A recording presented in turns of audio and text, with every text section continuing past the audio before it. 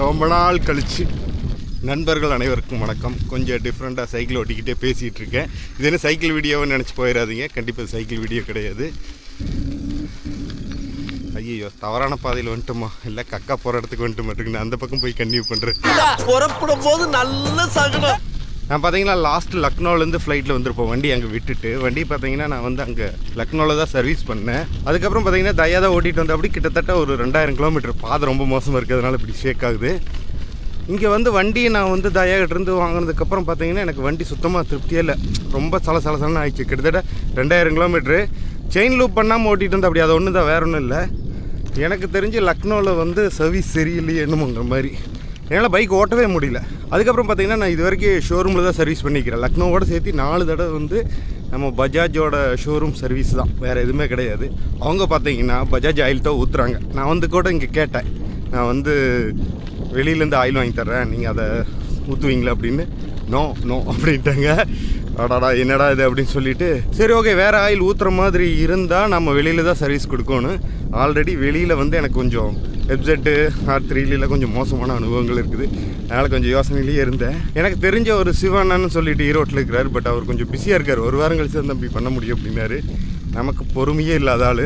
எனக்கு உடனே பண்ணி ஆகணும். எனக்கு கிட்டத்தட்ட 1 மாதம் பைக் சும்மா நின்றுருக்கு. நானும் 2-3 பக்கம் விசாரித்து பார்த்தேன். எனக்கு கொஞ்சம் அவ்வளோ திருப்தியாக இல்லை. அப்போ தான் வந்து சொன்னாங்க, நம்ம சென்னைக்கு மிக அருகாமையில் அப்படிங்கிற மாதிரி நம்ம கோபிச்செட்டிப்பாளையத்துலேயே ஒரு கடை இருந்தது. சரி ஓகே போய் பார்ப்போம், திருப்தியாக இருந்தால் மட்டும் விடலாம் அப்படின்னு சொல்லிட்டு தான் நான் அங்கே போனேன். அங்கே போய் அந்த ஷோரூம்குள்ளே உள்ளே போனேன். சர்வீஸ் சென்டருக்குள்ளே உள்ளே போனதையுமே சர்வீஸ் சென்டர் மாதிரி இல்லை, வேறு மாதிரியே இருந்தது. நான் வந்து சர்வீஸ் நேற்றுக்கு விட்டுட்டு இன்றைக்கி சர்வீஸ் பண்ணிட்டேன்னாங்க. ஒரு சின்ன வேலையெல்லாம் ஆல்ட்ரு வேலையில் இருக்குது. ஏன்னா கொஞ்சம் வண்டி வேறு மாதிரியாக மாற்ற போகிறேன். ஸோ அங்கே விட்டுருக்கேன். ஒரு 70% ஒர்க் முடிச்சிருச்சு. இன்றைக்கி மதியம் வர சொல்லியிருக்காங்க. நாங்கள் போய் உங்களுக்கு காட்டுறேன் எப்படி இருக்குது என்னென்னு. ஓகேங்களா? இப்போ வரைக்கும் பார்த்தீங்கன்னா ஒரு 7 கிலோமீட்டர் வந்திருக்கிறேன். கிட்டத்தட்ட பார்த்தீங்கன்னா 8 மாதம் கழித்து சைக்கிள் எடுத்துகிட்டு ஓட்டுறேன். பார்த்தீங்கன்னா தெரியும், தொடச்சிருப்பேன். அதுக்கு முன்னாடி கன்னியாக ஓட்டிகிட்டு இருந்தேன்னு இல்லை, சைக்கிள் வாங்கி ஒரு ஆசைக்கு ஒரு 10 நாள் 15 நாளாக ஓட்டியிருப்பேன். அதுக்கப்புறம் இப்போ தான் கொஞ்சம் கன்னியூவாக பண்ணணும். ஒரு வாரமாக வாக்கிங் போயிட்டு இருந்தேன். சரி ஓகே, போர் அடிக்குது எனக்கு, எல்லாமே சீக்கிரம் போர் அடிச்சிடும். சரி அதனால் சைக்கிள் போகலன்னு. சைக்கிள் ஓட்டுறது பிரச்சனை இல்லை, நான் வந்த பாதை கொஞ்சம் தார் ரோட்லேயே ஓட்டுறது எனக்கு கஷ்டமாக இருக்குதுன்னு சொல்லிவிட்டு செம்மையாக இருக்குங்க. நல்லா இருக்குது இந்த ரோடு. இனிமேல் கண்டினியூ இந்த ரோட்டில் வரணும். தண்ணி ஓடிட்டு இருந்தால் நல்லாயிருக்கும், தண்ணி இல்லைன்னா நல்லா இருக்காது. சரி ஓகே, வளன்னு பேசாமல் இப்படியே இன்னொரு 5 கிலோமீட்டர் போயிட்டு ஒரு 20 கிலோமீட்டர் 22 கிலோமீட்டரில் கம்ப்ளீட் பண்ணிக்குவோம் இன்றைக்கி.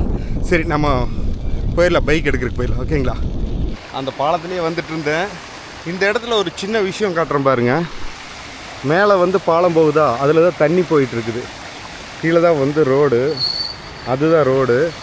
இது என்னவா இருந்ததுன்னு தெரியல, இப்போ பூரா தண்ணி போயிட்டுருக்குது. இங்கே கொஞ்சம் வித்தியாசமாக இருக்குது. நிறையா வந்து ரீல்ஸ் அது இதுன்னு போட்டிருந்தாங்க. நிறையா வந்து குளிச்சுட்டு பாட்டிலெலாம் போட்டு நிறைய பக்கத்தில் தோட்டத்துக்காரங்கெல்லாம் வந்து சத்தம் போட்டாங்க, அப்படி இப்படின்னு சொல்லிட்டு இருந்தாங்க.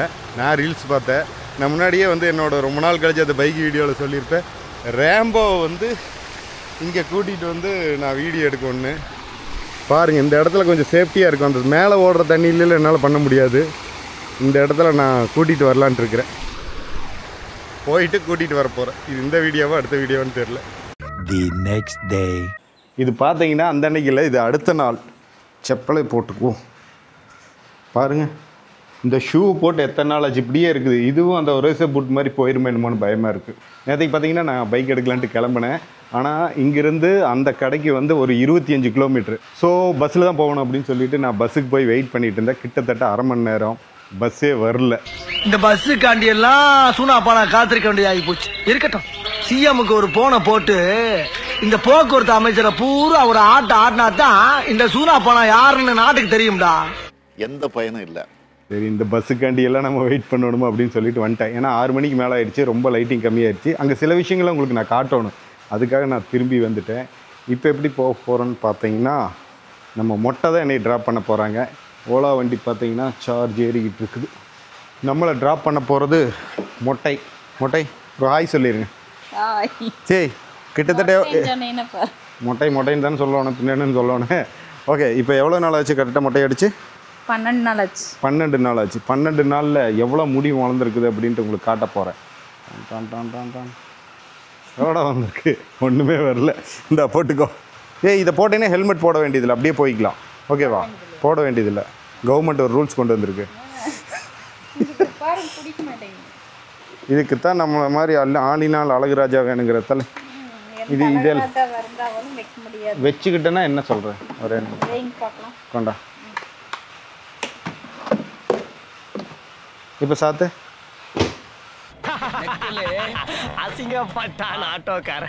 உனக்கு இந்த வண்டியில் கால் எட்டும் தானே? ஓரளவுக்கு தான் எட்டும், ரொம்ப டைம் ஆகுது.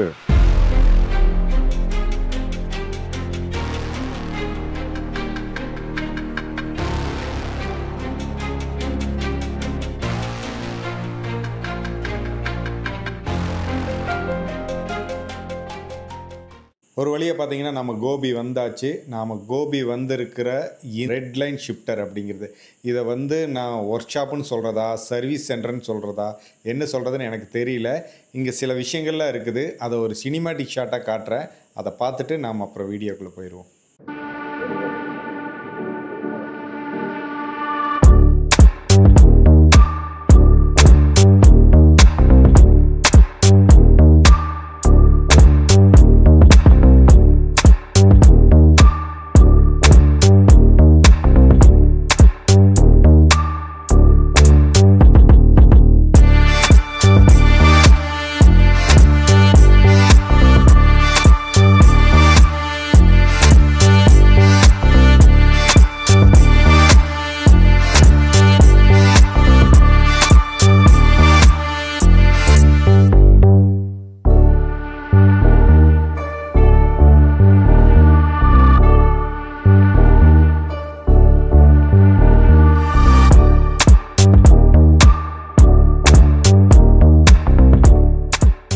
ஓகே, சினிமாட்டிக் ஷாட்டெல்லாம் பார்த்துருப்பீங்க. இந்த இத்தனை வண்டி வச்சுருக்கிற ஆள் யாருன்னு கேட்டிங்கன்னா இவர் தான் இந்த வண்டிக்கான ஓனரு. ஹாய் ப்ரோ பேர் சொல்லிடுங்க. சக்கரவர்த்திங்க. கடை பேருங்க? Red line shifters. நம்ம கோபியில் இருக்குங்க. கோபியில் குள்ளம்பாளையம் பிரிவில் இருக்குது. ப்ரோ இது எப்படி ப்ரோ இவ்வளோ கலெக்ஷன்? இந்த வண்டி என்ன அதை சொல்லுங்க பார்க்கலாம். ப்ரோ ஆக்சுவலி இது கலெக்ஷனுங்கிறத தாண்டி நம்மளோட பேஷனையும் தாண்டி அடிக்ஷன்னே சொல்லலாம்.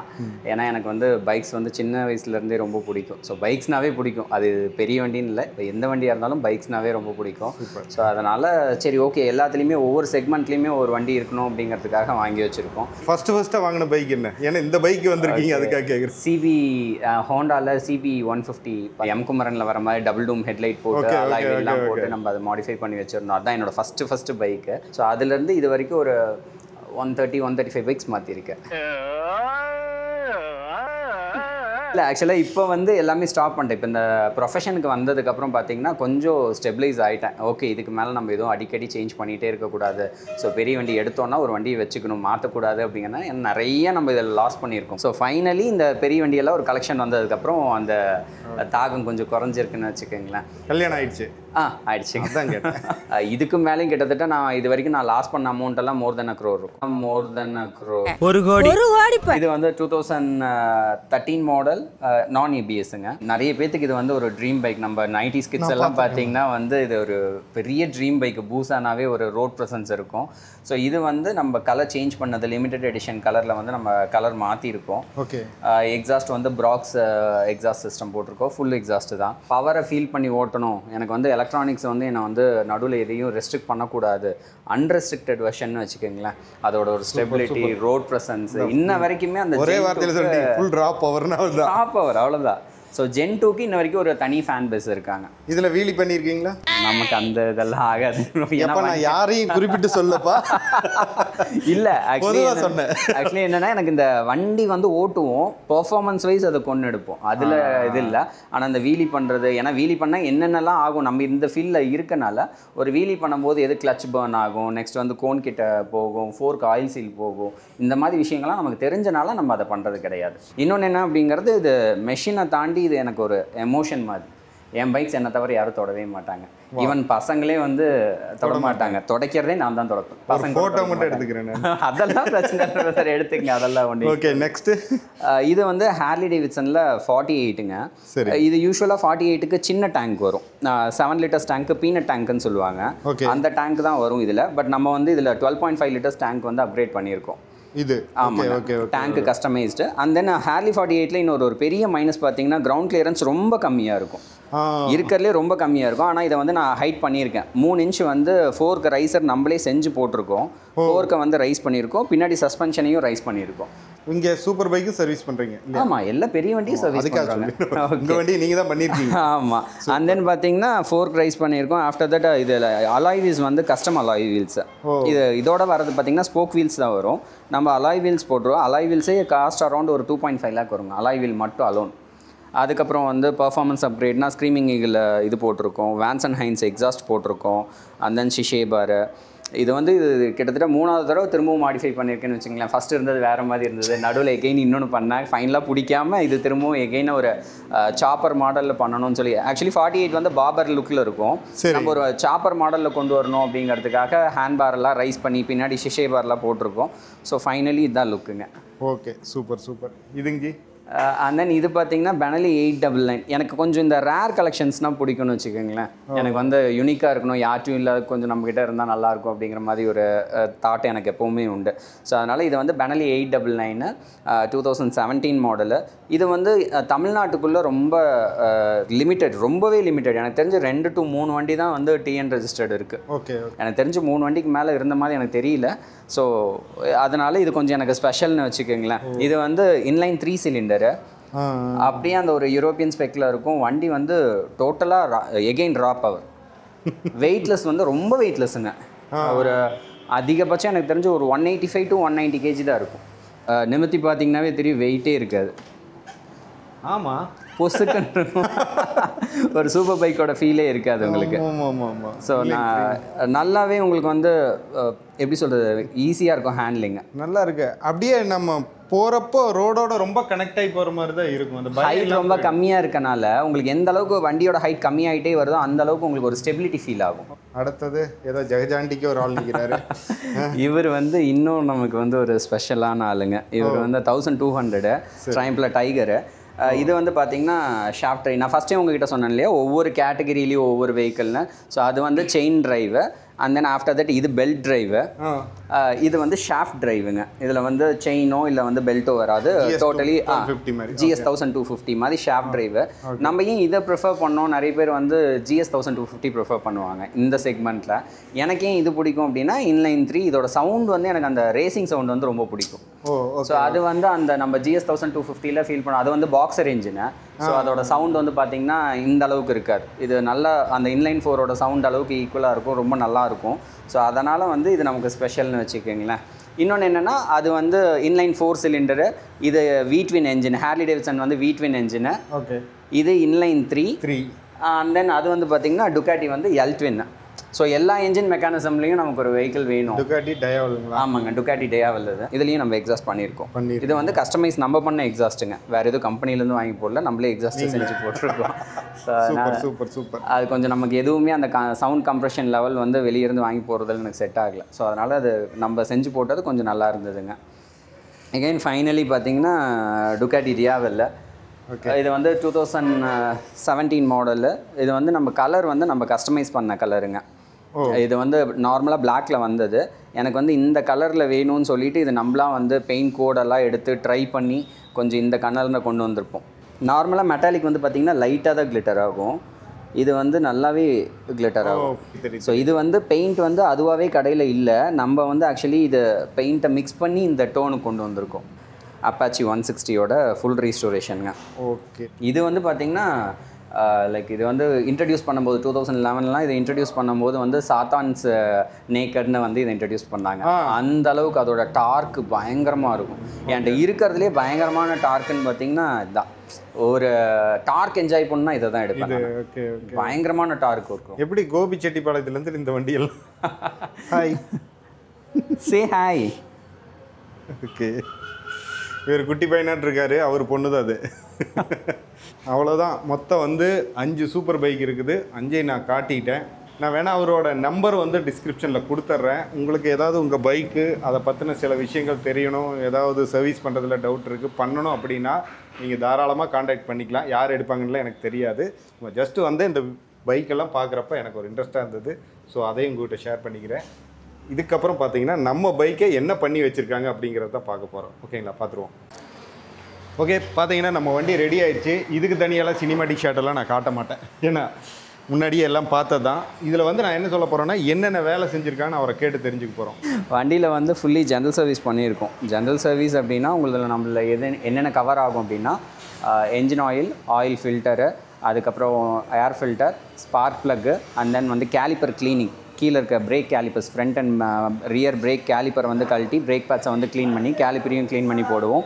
அண்ட் தென் வந்து செயினை வந்து பெட்ரோல் வாஷ் பண்ணி after the chain paste apply பண்ணி லூப் பண்ணி கொடுத்துருப்போம். வாட்டர் வாஷ் அண்ட் பாலிஷ், இதுதான் நம்மளோட ஜென்ரல் சர்வீஸ். ஸோ இந்த வண்டியில் நம்ம என்னென்ன பண்ணியிருக்கோம் அப்படின்னா, ஏர் ஃபில்டர்ஸ் மாற்றிருக்கோம். ஏர் ஃபில்டர்ஸ்லாம் ஒஸ்ட் கண்டிஷனில் இருந்து, நான் உண்மையாக வந்து ஒரு NS400 அந்த கண்டிஷன்லாம் பார்க்கல. அவன் கம்பெனிக்காரன் சொல்கிறது அவங்க ஓன் இதில் தான் பண்ணணும் அப்படிங்கிற சொன்ன 4 சர்வீஸ் நான் அதில் தான் பண்ணியிருக்கேன். புரியுது. பட் என்ன அப்படின்னா, நீங்கள் ஒரு ஏர் ஃபில்டர் மாற்றணும் அப்படின்னா நீங்கள் வந்து இந்த டேங்க் பேனல்ஸ் எல்லாம் பிரிக்கணும், டைம் எடுக்கும். நீங்கள் ஷோரூமில் வந்து அவங்களுக்கு அந்த ஒர்க்கர்ஸ்க்கு எவ்வளோ டைம் லிமிட் கொடுப்பாங்கன்னா, ஒரு வண்டிக்கு அதிகபட்சம் 1 மணி நேரம் கொடுக்குறதே பெரிய விஷயமா இருக்கும். அவங்களுக்கு டார்கெட்ஸ் இருக்கும். அதனால் என்ன பண்ணுவாங்கன்னா, ஜஸ்ட் ஆயிலை மட்டும் மாற்றிட்டு வாட்டர் வாஷ் பண்ணி கையில் கொடுத்துருவாங்க.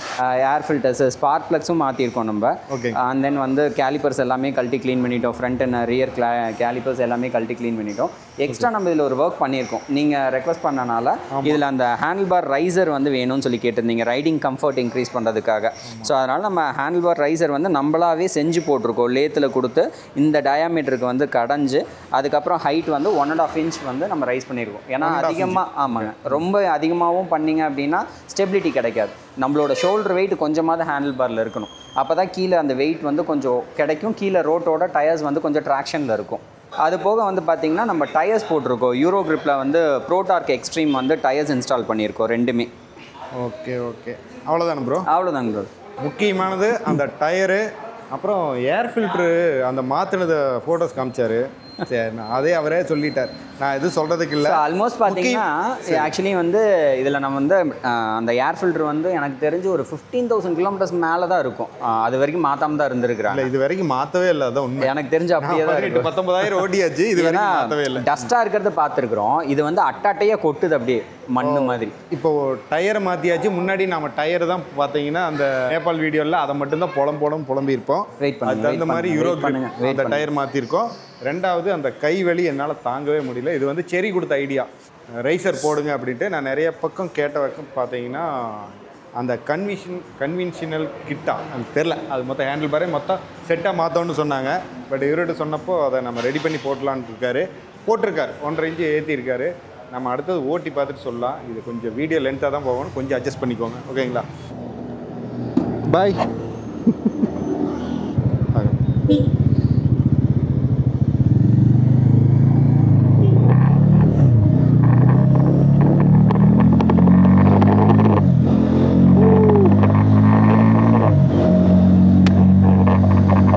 இப்போ கேமரா வியூ எந்த அளவுக்கு இருக்குதுன்னு எனக்கு தெரியல.